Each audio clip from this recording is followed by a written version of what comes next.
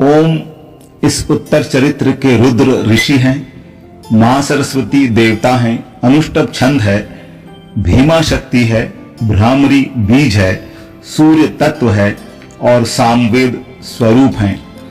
महासरस्वती की प्रसन्नता के लिए उत्तर चरित्र के पाठ में इसका विनियोग किया जाता है।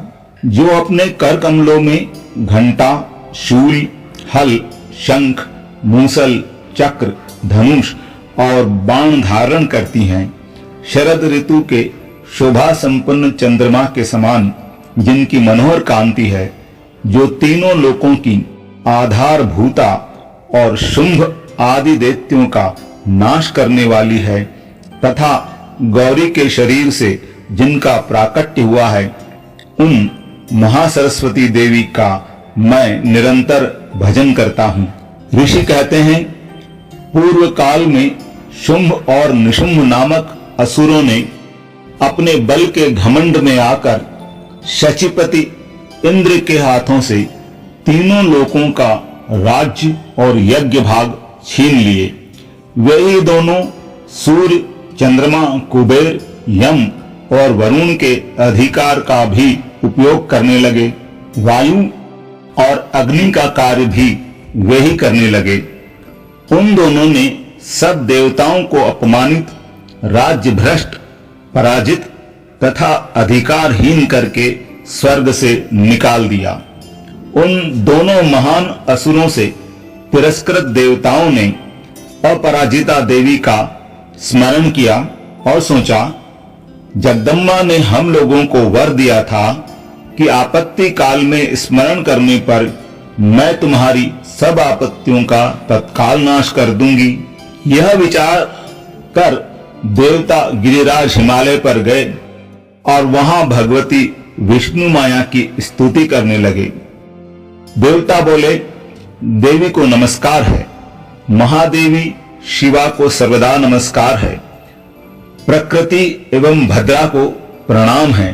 हम लोग नियम पूर्वक जगदम्बा को नमस्कार करते हैं, रौद्रा को नमस्कार है, नित्या, गौरी एवं धात्री को बारंबार नमस्कार है, ज्योत्सनामयी, चंद्र रूपिणी एवं सुख स्वरूपा देवी को सतत प्रणाम है। शरणागतों का कल्याण करने वाली वृद्धि एवं सिद्धि रूपा देवी को हम बारंबार नमस्कार करते हैं।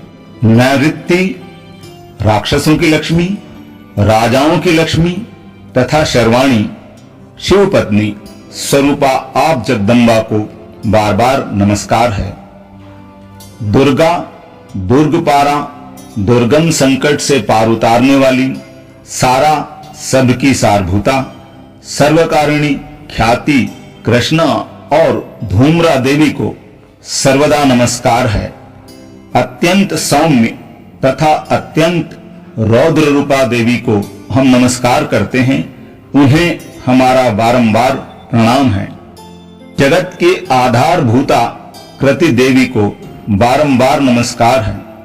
जो देवी सब प्राणियों में विष्णु माया के नाम से कही जाती है, उनको नमस्कार, उनको नमस्कार, उनको बारंबार नमस्कार है। जो देवी सब प्राणियों में चेतना कहलाती है, उनको नमस्कार, उनको नमस्कार, उनको बारंबार नमस्कार है। जो देवी सब प्राणियों में बुद्धि रूप से स्थित है, उनको नमस्कार, उनको नमस्कार, उनको बारंबार नमस्कार है। जो देवी सब प्राणियों में निद्रा रूप से स्थित है, उनको नमस्कार, उनको नमस्कार, उनको बारंबार नमस्कार है। जो देवी सब प्राणियों में क्षुधा रूप से स्थित है, उनको नमस्कार, उनको नमस्कार, उनको बारंबार नमस्कार है। जो देवी सब प्राणियों में छाया रूप से स्थित है, उनको नमस्कार, उनको नमस्कार, उनको बारंबार नमस्कार है। जो देवी सब प्राणियों में शक्ति रूप से स्थित है, उनको नमस्कार, उनको नमस्कार, उनको बारंबार नमस्कार है। जो देवी सब प्राणियों में तृष्णा रूप से स्थित है, उनको नमस्कार, उनको नमस्कार, उनको बारंबार नमस्कार है। जो देवी सब प्राणियों में शांति क्षमा रूप से स्थित है, उनको नमस्कार, उनको नमस्कार, उनको बारंबार नमस्कार है। जो देवी सब प्राणियों में जाति रूप से स्थित है, उनको नमस्कार, उनको नमस्कार, उनको बारंबार नमस्कार है। जो देवी सब प्राणियों में लज्जा रूप से स्थित है, उनको नमस्कार, उनको नमस्कार, उनको बारंबार नमस्कार है। जो देवी सब प्राणियों में शांति रूप से स्थित है, उनको नमस्कार, उनको नमस्कार, उनको बारंबार नमस्कार है। जो देवी सब प्राणियों में श्रद्धा रूप से स्थित है, उनको नमस्कार, उनको नमस्कार, उनको बारंबार नमस्कार है। जो देवी सब प्राणियों में कांति रूप से स्थित है, उनको नमस्कार, उनको नमस्कार, उनको बारंबार नमस्कार है। जो देवी सब प्राणियों में लक्ष्मी रूप से स्थित है, उनको नमस्कार, उनको नमस्कार, उनको बारंबार नमस्कार है। जो देवी सब प्राणियों में वृत्ति रूप से स्थित है, उनको नमस्कार, उनको नमस्कार, उनको बारंबार नमस्कार है। जो देवी सब प्राणियों में स्मृति रूप से स्थित है, उनको नमस्कार, उनको नमस्कार, उनको बारंबार नमस्कार है।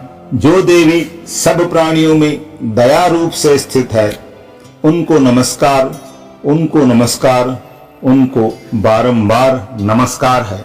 जो देवी सब प्राणियों में तुष्टि रूप से स्थित है, उनको नमस्कार, उनको नमस्कार, उनको बारंबार नमस्कार है। जो देवी सब प्राणियों में माता रूप से स्थित है, उनको नमस्कार, उनको नमस्कार, उनको बारंबार नमस्कार है। जो देवी सब प्राणियों में भ्रांति रूप से स्थित है, उनको नमस्कार, उनको नमस्कार, उनको बारंबार नमस्कार है।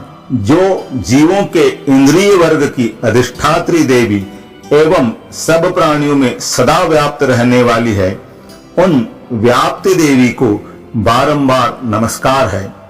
जो देवी चैतन्य रूप से इस संपूर्ण जगत को व्याप्त करके स्थित है, उनको नमस्कार, उनको नमस्कार, उनको बारंबार नमस्कार है। पूर्व काल में अपने अभिष्ट की प्राप्ति होने से देवताओं ने जिनकी स्तुति की तथा देवराज इंद्र ने बहुत दिनों तक जिनका सेवन किया, वह कल्याण की साधन भूता ईश्वरी हमारा कल्याण और मंगल करे तथा सारी आपत्तियों का नाश कर डाले। उद्दंड दैत्यों से सताए हुए हम सभी देवता जिन परमेश्वरी को इस समय नमस्कार करते हैं तथा जो भक्ति से विनम्र पुरुषों द्वारा स्मरण की जाने पर तत्काल ही संपूर्ण विपत्तियों का नाश कर देती हैं, वे जगदम्बा हमारा संकट दूर करें।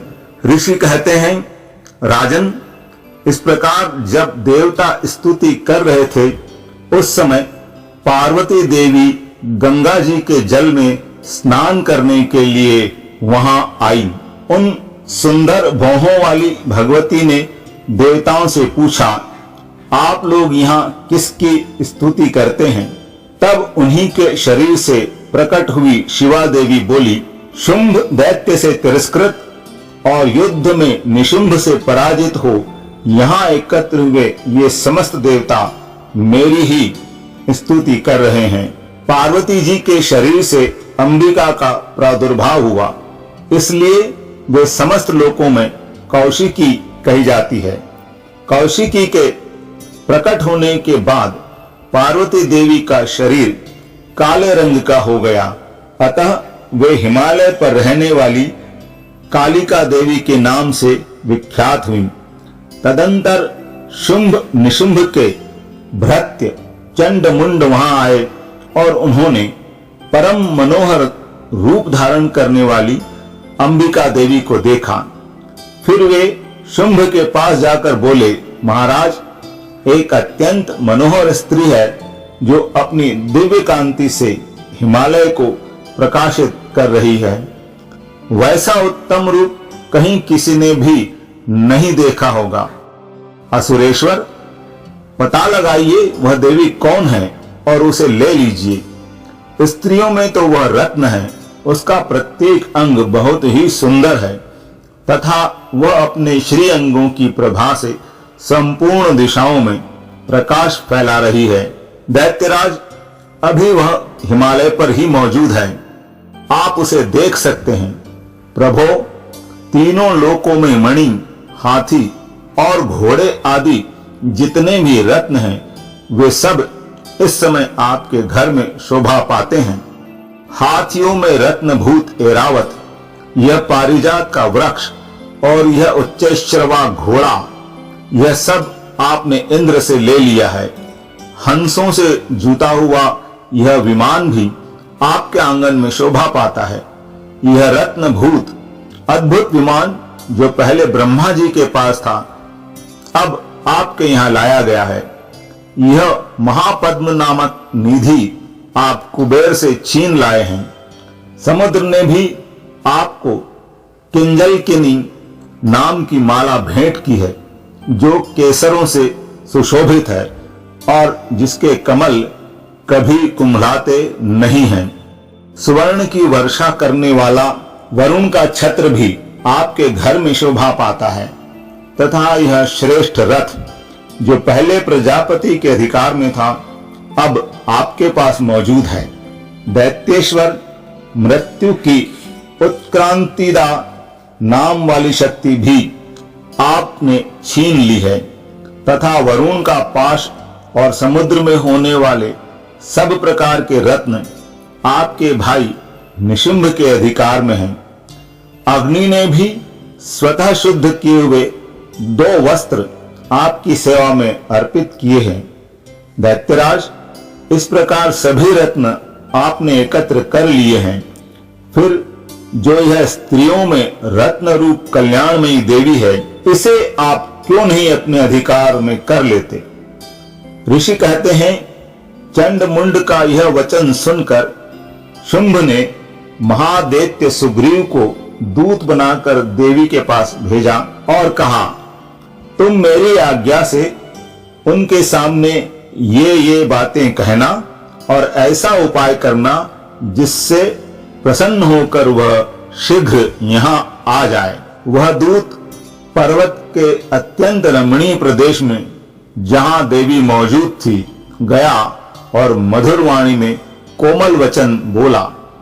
दूत बोला, देवी, दैत्यराज शुंभ इस समय तीनों लोकों के परमेश्वर हैं। मैं उन्हीं का भेजा हुआ दूत हूँ और यहाँ तुम्हारे ही पास आया हूँ। उनकी आज्ञा सदा सब देवता एक स्वर से मानते हैं, कोई उसका उल्लंघन नहीं कर सकता। वे संपूर्ण देवताओं को परास्त कर चुके हैं। उन्होंने तुम्हारे लिए जो संदेश दिया है उसे सुनो। संपूर्ण त्रिलोकी मेरे अधिकार में है, देवता भी मेरी आज्ञा के अधीन चलते हैं। संपूर्ण यज्ञों के भागों को मैं ही पृथक पृथक भोगता हूँ। तीनों लोकों में जितने श्रेष्ठ रत्न हैं, वे सब मेरे अधिकार में हैं। देवराज इंद्र का वाहन ऐरावत, जो हाथियों में रत्न के समान है, मैंने छीन लिया है। क्षीर सागर का मंथन करने से जो अश्व रत्न उच्चैश्रवा प्रकट हुआ था, उसे देवताओं ने मेरे पैरों पर पड़कर समर्पित किया है। सुंदरी, उनके सिवा और भी जितने रत्नभूत पदार्थ देवताओं, गंधर्वों और नागों के पास थे, वे सब मेरे ही पास आ गए हैं। देवी, हम लोग तुम्हें संसार की स्त्रियों में रत्न मानते हैं, अतः तुम हमारे पास आ जाओ, क्योंकि रत्नों का उपभोग करने वाले हम ही हैं। चंचल कटाक्षों वाली सुंदरी, तुम मेरी या मेरे भाई महापराक्रमी निशुंभ की सेवा में आ जाओ, क्योंकि तुम रत्न स्वरूपा हो। मेरा वरण करने से तुम्हें तुलना रहित महान ऐश्वर्य की प्राप्ति होगी। अपनी बुद्धि से यह विचार कर तुम मेरी पत्नी बन जाओ। ऋषि कहते हैं, दूत के यूं कहने पर कल्याणमयी भगवती दुर्गा देवी, जो इस जगत को धारण करती है, मन ही मन गंभीर भाव से मुस्कुराई और इस प्रकार बोली। देवी ने कहा, तुमने सत्य कहा है। इसमें तनिक भी मिथ्या नहीं है। शुंभ तीनों लोकों का स्वामी है और निशुंभ भी उसी के समान पराक्रमी है, किंतु इस विषय में मैंने जो प्रतिज्ञा कर ली है उसे मिथ्या कैसे करूं? मैंने अपनी अल्प बुद्धि के कारण पहले से जो प्रतिज्ञा कर रखी है उसे सुनो। जो मुझे संग्राम में जीत लेगा, जो मेरे अभिमान को चूर्ण कर देगा तथा संसार में जो मेरे समान बलवान होगा वही मेरा स्वामी होगा। इसलिए शुंभ अथवा महादैत्य निशुंभ स्वयं ही यहाँ पधारें और मुझे जीतकर शीघ्र ही मेरा पाणी ग्रहण कर लें। इसमें विलंब की क्या आवश्यकता है? दूत बोला, देवी तुम घमंड में भरी हो, मेरे सामने ऐसी बातें न करो। तीनों लोकों में कौन ऐसा पुरुष है जो शुंभ निशुंभ के सामने खड़ा हो सके? देवी अन्य दैत्यों के सामने भी सारे देवता युद्ध में नहीं ठहर सकते, फिर तुम अकेली स्त्री होकर कैसे ठहर सकती हो? जिन शुंभ आदि दैत्यों के सामने इंद्र आदि सब देवता भी युद्ध में खड़े नहीं हुए, उनके सामने तुम स्त्री होकर कैसे जाओगी? इसलिए तुम मेरे ही कहने से शुंभ निशुंभ के पास चली जाओ। ऐसा करने से तुम्हारे गौरव की रक्षा होगी, अन्यथा जब वे केश पकड़कर घसीटेंगे तब तुम्हें अपनी प्रतिष्ठा खोकर जाना पड़ेगा। देवी ने कहा, तुम्हारा कहना ठीक है, शुंभ बलवान है और निशुंभ भी बड़े पराक्रमी हैं, किंतु क्या करूं? मैंने पहले बिना सोचे समझे प्रतिज्ञा कर ली है। अतः अब तुम जाओ। मैंने तुमसे जो कुछ कहा है वह सब दैत्यराज से आदर पूर्वक कहना, फिर वे जो उचित जान पड़े करें। इस प्रकार श्री मार्कंडेय पुराण में सावर्णिक मनवंतर की कथा के अंतर्गत देवी महात्म्य में देवी दूत संवाद नामक 5वां अध्याय पूरा हुआ।